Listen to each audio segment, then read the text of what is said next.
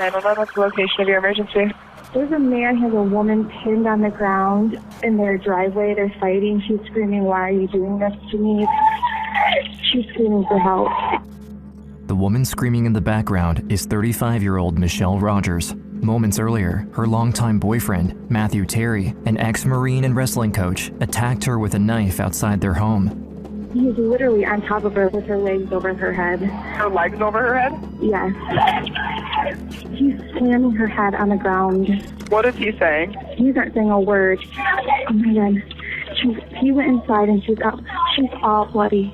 Following the brutal attack, Matthew was arrested, but a few days later, his rich parents bailed him out of prison for $250,000. I was disappointed for Michelle. She deserved better than this. When the trial came, Matthew hired the best lawyer in all of Michigan and pleaded self-defense on all charges. Unsurprisingly, he got away with only a slap on the wrist. It's hard to escape a sense of arrogance, entitlement, his narcissistic overall attitude during the trial. 2 months later, Florida elementary school teacher Kay Baker began dating Matthew. Shortly after, she started receiving strange messages and graphic pictures on Facebook, warning her that Matthew wasn't who he claimed to be. It sent chills down your spine. It was extremely just harrowing. In a strange turn of events, the person behind these messages proved to be none other than Michelle, who miraculously survived Matthew's brutal attempt on her life in 2017. Since then, she learned that she wasn't his first victim, and that she was the only one able to prevent the next attack, save Kay Baker's life, and finally put Matthew Terry behind bars. I don't care if I'm in danger. I don't care. He is gonna go where he belongs. This is getting put away this time. May 27, 2022. Matthew Terry just moved to Florida to live with his new girlfriend, Kay Baker. The two were having a night out at the Landing Bar and Grill in Valrico with a couple of friends. Late in the evening, Kay, in the red shirt, stood up to go to the bathroom. As she came out a minute later, she crossed paths with Kelly Andrews, one of her friends from the table. They had gone to some bar, and apparently there was some guy dancing, like in passing, just kind of like danced real quick next to her and walked away. And it wasn't anything. It was just, if you're at the bar, everybody's having fun. Like, it's not a big deal. Back at their table, Matthew was accusing Kay of something. Her friends were confused by his reaction because all she did was jokingly dance for a few seconds. After the two left, the camera captured Kelly answering her phone. Apparently, Kay and one of her friends had been talking on the phone, and Matt was still very angry in the car, and they were kind of making fun of him and telling him it wasn't a big deal. Afterward, Kay called Kelly again, but she didn't have a joking tone this time. She asked her friend to reassure Matthew that nothing happened at the bar. I was on speaker because he could hear me. I was telling him to stop. You're just being jealous. You need to just drop it. When they got home, there was a text that was sent from Kay's phone, and it wasn't her that sent the text, but it was, "Hey, everything's fine. Matt's okay now. We're good. Good night." Shortly thereafter, we find out that, there was a pretty gruesome scene. 911, police, fire, medical. I need emergency, please. They have a major cut to their neck. Michelle met Kay Baker 5 years ago, during Matthew's trial following her attack. The defendant called multiple character witnesses, and one of the witnesses that testified was Kay Baker. Kay was there because they had been friends for a really long time, because everybody thought he was this great guy. And I was the crazy one. Even though she was on her own, Michelle faced Matthew in court on 4 fronts at once: a criminal trial, a CPS lawsuit, a custody battle, and a restraining order.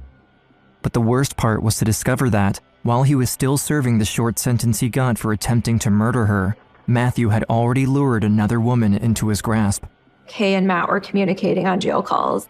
And once I found that out, I searched her on Facebook, and I sent a picture of myself in the hospital. And I said, he's not who he says he is. He's lying. He's going to manipulate you. Please, don't let this be you. You have to get out of this. She pretended not to know what I was talking about and to say she wasn't talking to him. And at that point, I knew there was no way to get through to her. But trust me, I was scared to death for this girl and her children. Something bad is going to happen. And it couldn't get much worse than what happened on May 28, 2022. Less than 10 minutes after Kay called Kelly to reassure Matthew, Kay's panicked neighbor called 911. Do you know what happened? I don't know. My husband heard someone screaming, and then we came outside. They're stuck. Get in the house! Don't come out this door! They're struggling. I'm sorry. My children are trying to get out of the house. When the police arrived, Kay was in critical condition. The elementary school teacher had cuts and bruises all over and was bleeding from the neck. A trail of blood started from her location and ran through the street to a wooded area outside the neighborhood. Matthew was nowhere to be found.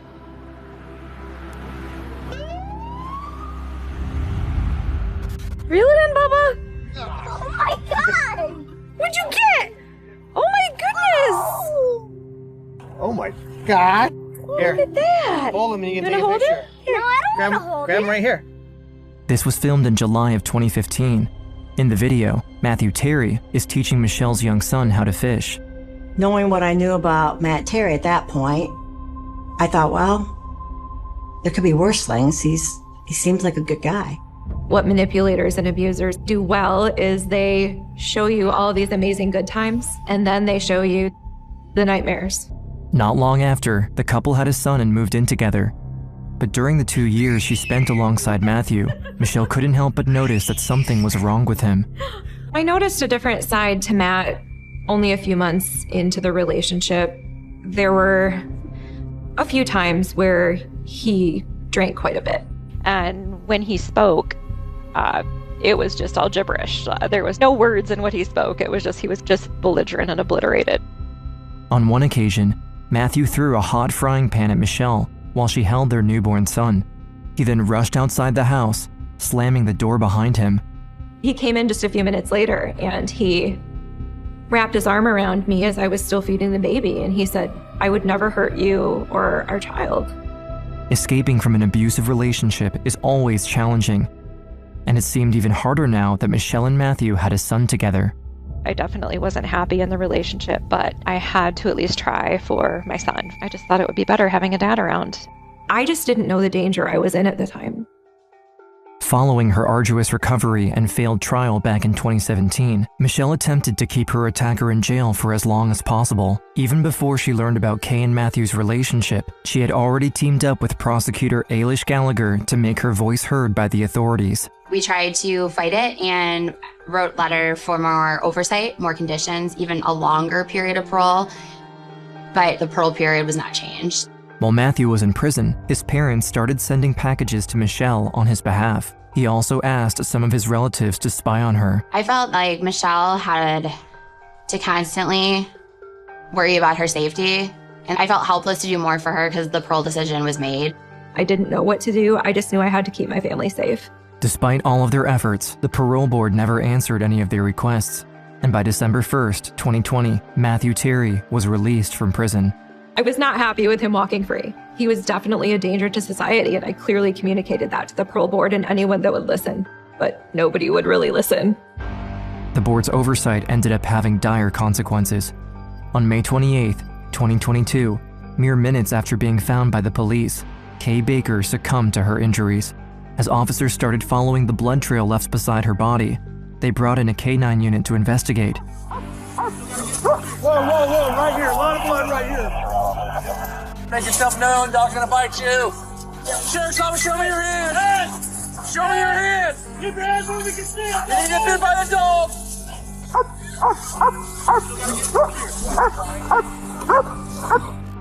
Matthew was immediately arrested, and Michelle was amongst the first to learn about the event. Despite all her efforts, she couldn't save Kay. I don't know how you explain that feeling. It was like I was out of my body for a while.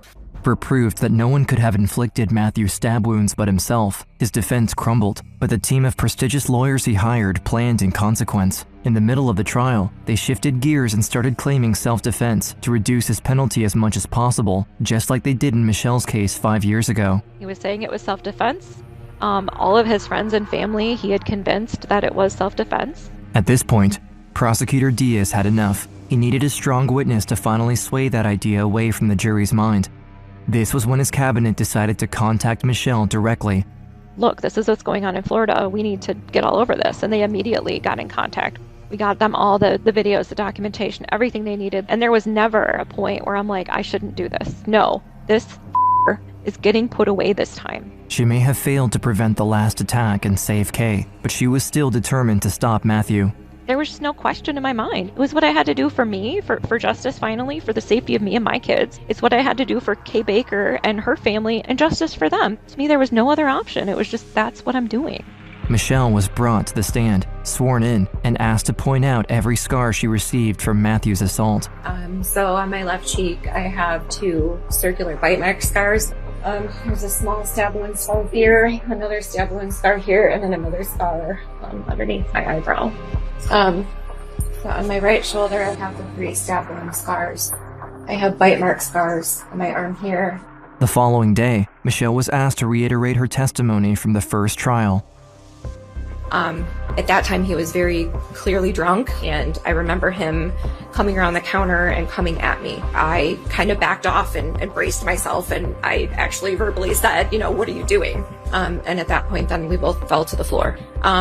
When I yelled at him, I said, I love you. Why are you doing this? And he said, no, you don't. I'm going to kill you. So tell us what happens next in the fight.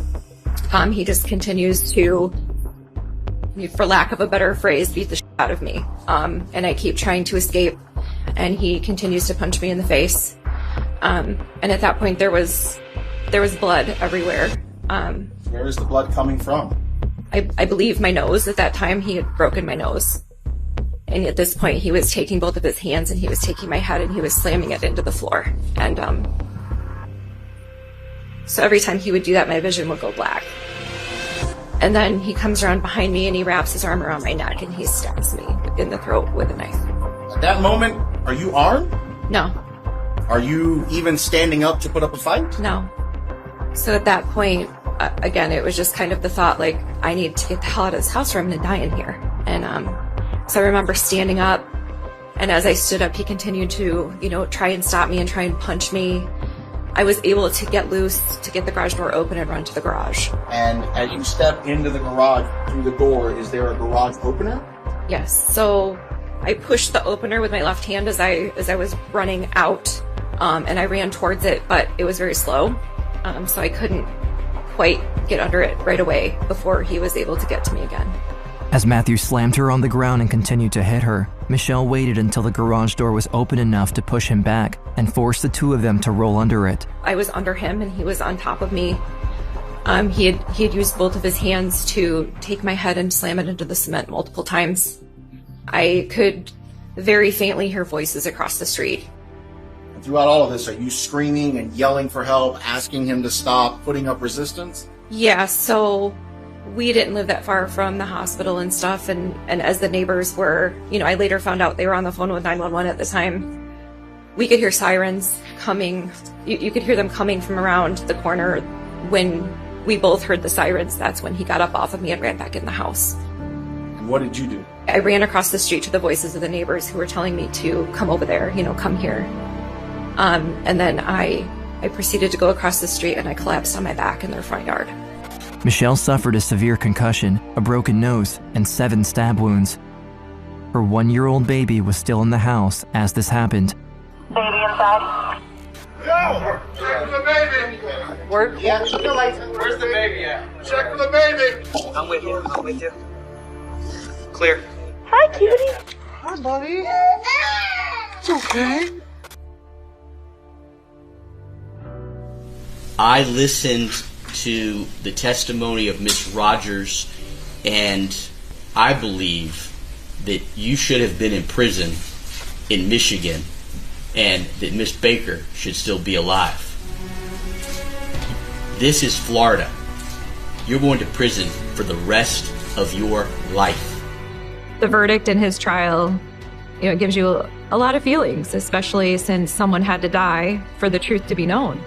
And that's heartbreaking.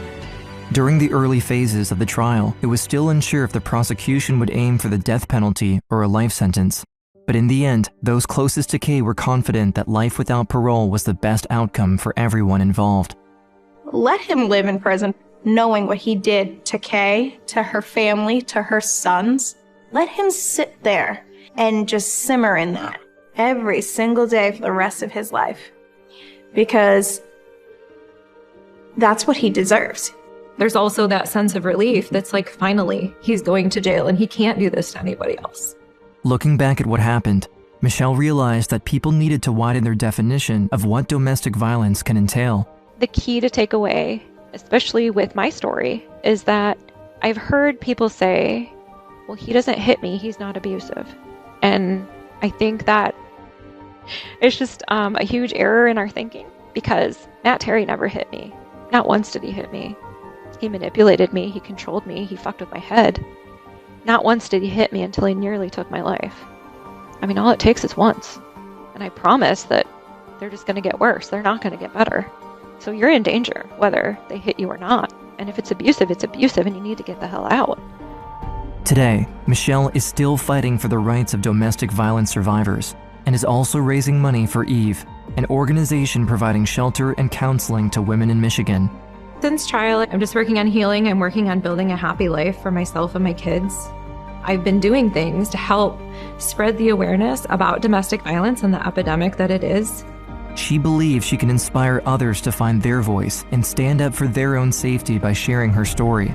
Her ultimate hope is that the broader public will pay attention to the survivor's perspective, recognizing the importance of these voices and taking meaningful action to prevent similar events in the future. I just want people to listen. I am not the first person that has been through a situation like this, and I definitely won't be the last. I'm dedicating my second chance at life to be able to share it, my story, and to save lives. Because that's all I want. That's all I want, and that's all I've ever wanted. And I couldn't save Kay's, but I will save whoever else I can, and whoever else will listen.